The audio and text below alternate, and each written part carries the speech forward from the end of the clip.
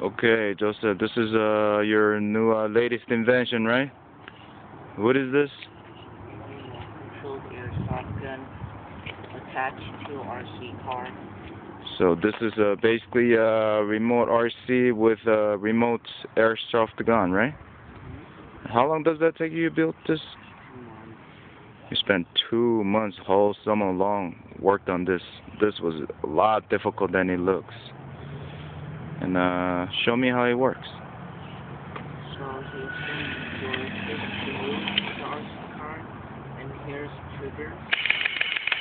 Whoa, back up a little bit so I can see more.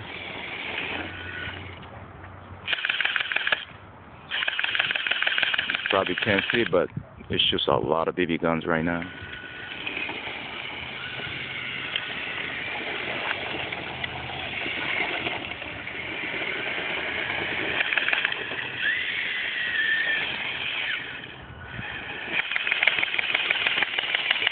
There you have